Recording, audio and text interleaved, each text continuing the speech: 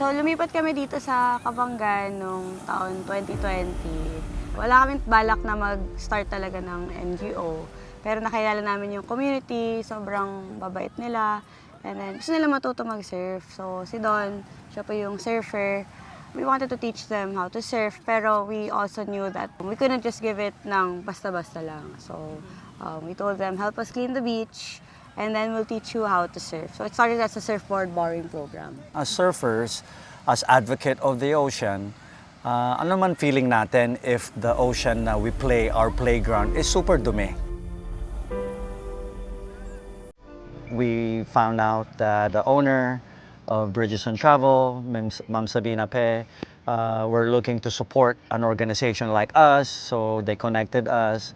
And over the last couple of years, we've felt the support talaga and the love from Ma'am Sabina and her organization. You know, simple lang, oh, we need this po. You know, okay, what can I give?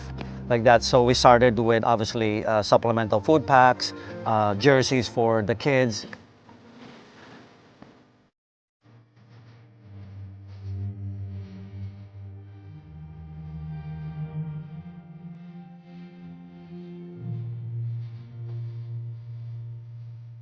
Bridges and Beyond Travel is also the first one to provide scholarship for one of our community members. Dumating si Ma'am Sabina, pero during that time, yung pagkukunan namin, hindi na siya sasapat. Pero kasi si mama ko na lang rin yung may gusto talaga na mag-aral ako. And during that time talaga, mararamdaman mo yung hirap. Yung sa loob na gusto mong makapagtapos. Pero may pumipigil sa'yo. Yung masakit doon is yung father mo. Pero mabuti dumating rin sa Bridges and Beyond Travel, yun na may scholar na dumating, which is para matuloy yung pag-aaral ko. And also, it is a dream talaga na makapag-aral din sa FEU. So after nung nangyari sa amin, merong swerte na dumating, merong parang binigay si Lord na blessing sa amin.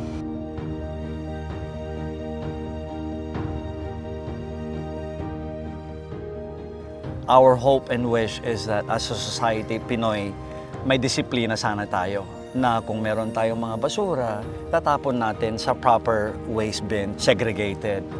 Ang napansin namin, especially sa mga areas na katulad namin, sa province, in a small coastal area, wala po talagang basurahan.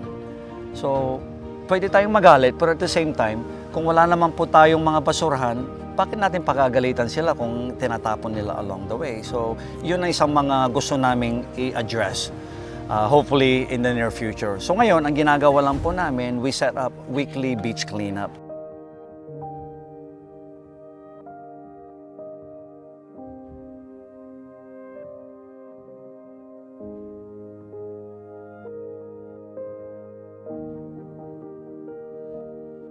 Ang eco-lumber is basically supplemental sa kahoy na traditionally come from trees. Alternative po ito na walang anay kasi talagang purong plastic po na nagiling, natunaw into a different shape. Supplemental po na pwedeng gawin for construction materials, pang poste, pwede rin gamiting upuan. We use it around our eco-village. Siyempre, it's very important na nakikita ng community na yung plastic na pinupulot nila, kinokolekta nila ay may napupuntang end goal. Right? It's very powerful for them na makita nila na hindi lang ako nagpupulot-pulot lang, may purpose.